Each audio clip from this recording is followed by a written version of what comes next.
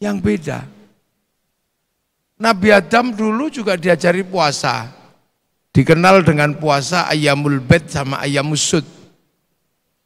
13, 14, 15 rembulan, 27, 28, 29 rembulan. Jadi purnama puasa, akhir puasa.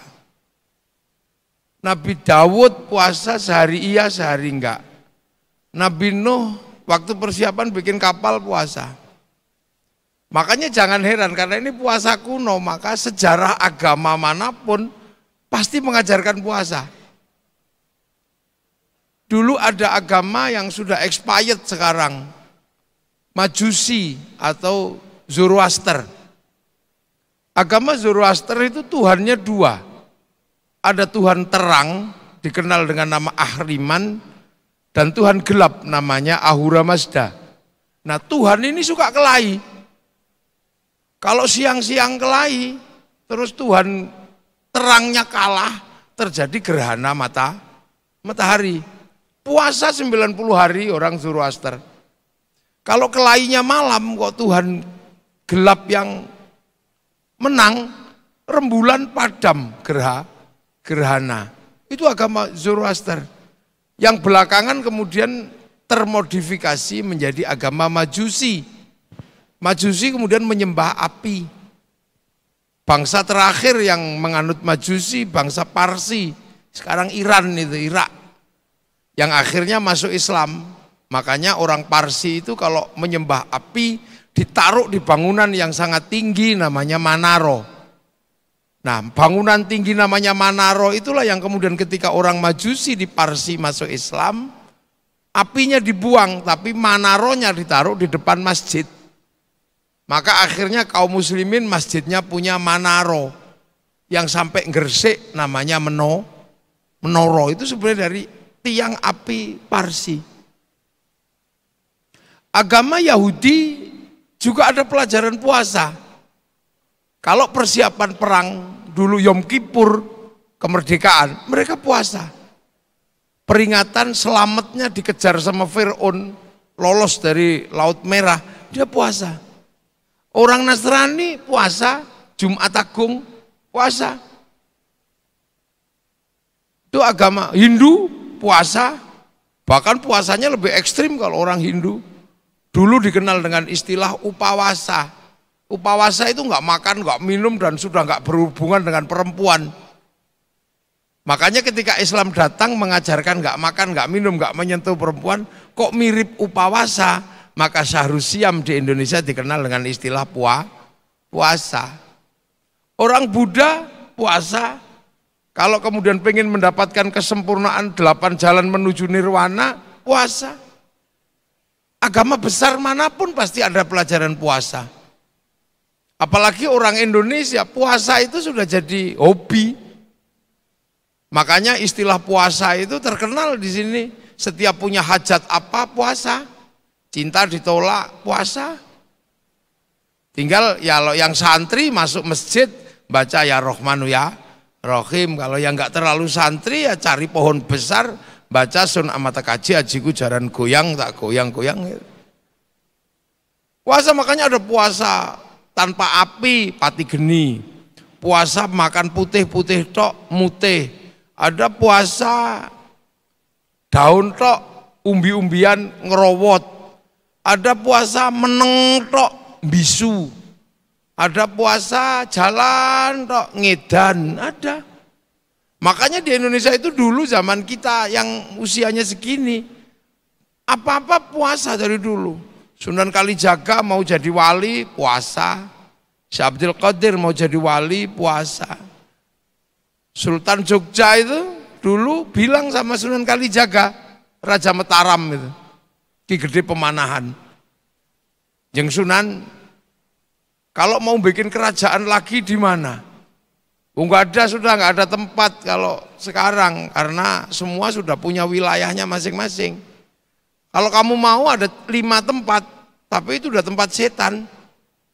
Kawasan timur namanya Alas Purwo, kawasan tengah Alas Ketonggo, kawasan barat utara Alas Roban, kawasan barat Alas Larangan Cirebon, kawasan selatan Alas Mentau, Merapi. Kamu mau pilih yang mana? Itu puasa 20 tahun itu. Pak Nugroho masih tahu tempat namanya Mbang Lampir Gunung Kidul. Punya anak jadi raja betulan namanya Mataram, Ramarajanya Suto Wijoyo. Jadi dulu orang punya hajat-hajat besar puasa. Cinta ditolak puasa, pengen kaya puasa. Sampai dulu ada orang cari nomor itu puasa. Kalau sekarang mungkin ngeslot ya. Itu puasa. Jadi puasa ini ibadah yang termasuk universal. Jadi jangan dikira puasa itu ibadah sederhana. Dia universal. Semua orang kenal puasa itu. Itu kakek buyutnya Gus Billy nih, Mbah Hasyim Asy'ari itu puasa itu nggak berhenti-berhenti. Jadi orang-orang kita menikmati hari ini adalah kerjaan orang puasa. Cuman puasa dalam yang kita lakukan kemarin itu kan puasa khusus. Disebut la'allakum tattaqun, agar kalian menjadi orang yang bertakwa. Nah, bertakwa itu apa sih sebenarnya? Kalau itu suruh bertakwa itu.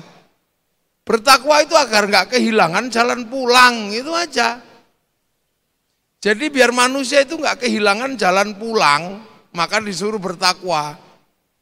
Pulang kemana? Ya kembali kepada yang kuasa.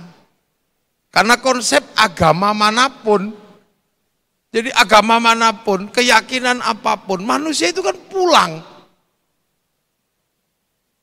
Itu pulang. Orang makanya karena konsepnya pulang, maka roji innalillahi wa inna ilaihi roji. Pulang kemana? Ya ke kampung halaman. Nah kampung halamannya manusia itu kan nggak di sini. Ini kan kampung halamannya kucing, kampung halamannya kambing. Kalau kampung halamannya manusia, semua diajarkan itu di langit sana. Langit keberapa? Ya langit yang bukan langit ini kan langit Bima Sakti ini. Langit 1 ini. Langit 7 itu nggak tahu tempatnya di mana. Karena keluar dari langit 1 ke langit ke-7 itu melewati namanya black hole, lubang hitam. Nah lubang hitam itu sampai sekarang nggak ada yang tahu tembusannya kemana setelah Pluto itu. Ini satu langit kan. Nah manusia ini dari langit yang itu, bukan langit yang ini. Makanya manusia ini kan termasuk alien sebenarnya. Makanya rakusnya luar biasa wong alien. Kita ini alien, makanya menangan kalau di sini wong alien. Tapi karena alien bukan penduduk asli, makanya kalau lahir paling lemah karena proses adaptasinya lama. Kambing itu asli sini, adaptasinya cepat, lahir 2 hari lari. Kucing itu asli sini, lahir 2 hari lari. Tapi manusia itu karena bukan asli sini, penyesuaiannya lama. Dari sekian bayi yang ada ini, yang paling lemah itu bayi manusia. Enggak ada. Saya mencari aja bayi yang paling lemah dari bayi manusia. Enggak ada. Bayi kambing itu 3 hari udah makan sendiri. Apalagi bayi celeng, lahir langsung lari. Nah bayi manusia 9 bulan ditaruh di tepi pematang sawah, mati dirubung semut. Tapi karena dia ini adalah pendatang konsep alien, maka begitu dia besar, nggak ada yang bisa ngalahkan.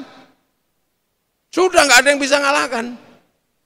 Mau singa yang begitu kuat kalah sama manusia. Burung yang ahli terbang kena sama manusia. Nah, di pelintang ya di pulut. Ikan yang ahli renang itu sama manusia kalah.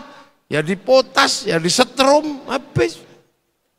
Makanya manusia ini begitu prototipnya dibuat, malaikat protes, ataj'alu fiha may yufsidu fiha wa yasfikud dima. Ya Allah kan kamu bukan perusak ini dan suka menumpahkan darah. Karena akhirnya manusia memang kalau sampai sini ngerusak. Dalam pandangan malaikat ya, ngerusak. Lu pengen punya pupuk aja ngerusak gunung. Padahal gunung itu rumahnya makhluk yang lain. Pengen bikin aula ini ngerusak rumahnya tikus berapa ini. Ngerusak manusia itu pengen bikinannya aja, ngerusak anaknya orang. Lah ya. Dan manusia ini memang menumpahkan darah. Setiap hari berapa darah sapi yang ditumpahkan oleh manusia. Jadi konsep ini, karena apa? Ini pendatang, dan bumi itu nggak butuh manusia sebenarnya. Mana ada bumi butuh manusia? Biarin aja daun jambu itu tumbuh. Dia nggak akan rusak kalau nggak ada manusia. Tapi manusia nggak bisa hidup tanpa daun jambu. Kalau nggak mencret itu ya pakai daun jambu. Makanya kalau ada corona terus manusia punah itu nggak apa-apa. Syukuran itu makhluk bumi. Alhamdulillah manusianya punah itu. Nggak butuh dunia ini, manusia nggak butuh. Tapi manusia butuh dunia. Ikan bandeng itu memang butuh manusia. Enggak, manusianya yang butuh bandeng. Makanya jangan sok-sokan jadi manusia, merasa paling dibutuhkan. Enggak butuh dunia ini. Manusia enggak ada, gunung tetap lestari, burung tetap berkicau. Enggak ada. Makanya kalau diuji secara material, hati-hati. Cacing gitu loh, hilang dari dunia. Tiba-tiba cacing itu punah dari muka bumi. Manusia paling bertahan itu 3 bulan, mati sudah habis. Taek di mana-mana nggak ada yang mengurai, bangkai doa sudah habis itu manusia. Serangga nggak ada dari bumi ini dalam waktu 1 hari hilang gitu. Manusia paling bertahan 2 bulan, habis manusia. Nah, konsep manusia yang alien ini makanya nanti suatu saat akan kembali. Gitu, kembali kemana? Ya kembali ke kampungnya sana. Itu untuk diregister ulang. Loh, karena manusia itu sebelum diturunkan ke sini kan diregister. Di mana? Ya di cloud-nya Allah. Allah itu kan punya cloud. Punya pusat data. Sampai jangan membayangkan dunia ini nggak ada datanya. Makanya semua agama mengajarkan dunia ini ada pusat datanya. Nabi kita, Nabi Muhammad pernah dinaikkan ke langit, tunjukin, nih pusat datanya dunia ini. Jadi kamu daun jatuh pun sudah tertulis di sini, terprogram. Jadi harddisknya ada. Orang Yahudi Nasrani menyebut tabut Sulaiman. Orang Yunani dulu menyebut kotak Pandora. Nah, orang Jepang menyebut kantong Doraemon. Nah, orang Islam menyebut Lauhil Mahfud. Jadi catatan yang terjaga. Nah, itu di sana itu. Lah manusia sebelum turun kan diregister dulu. Alastu birabbikum, kamu lupa enggak kalau nanti kamu tak turunkan ke sana? Aku ini Tuhanmu. Register itu dijawab oleh manusia. Qalu bala syahidna. Iya ya Allah, aku akan jadi saksi engkau Allah. Fanfukhurruh, maka diturunkan itu setelah dikasih paketan. Ada paketannya, nyawanya segini, rezekinya ini, nanti ini jabat komisaris, ini direktur, ada itu catatannya, paketannya ada. Makanya kalau paketannya habis ya kick, udah selesai. Kuotanya habis. Loh, itu kan cerita tentang dari dulu manusia membawa catat itu paketannya ada. Makanya kalau sampean bayangkan malaikat mencabut nyawa manusia itu gimana caranya? Enggak susah, tinggal di Sherlock selesai. Kik udah rampung. Habis itu manusia di Sherlock, di on off itu aja selesai. Itu kan gitu. Nah, manusia diturunkan ke sini. Karena manusia yang sesungguhnya itu enggak kelihatan. Jadi manusia yang sesungguhnya itu kan enggak kelihatan. Itu orang agama apapun ada yang menyebut nyawa, ada yang menyebut sukma, ada yang menyebut ruh. Nah ini ruh, ini manusia itu aslinya nggak kelihatan, sama kayak jin itu nggak kelihatan, sama kayak malaikat nggak kelihatan, material tapi imaterial, mortal tapi juga immortal, itu manusia.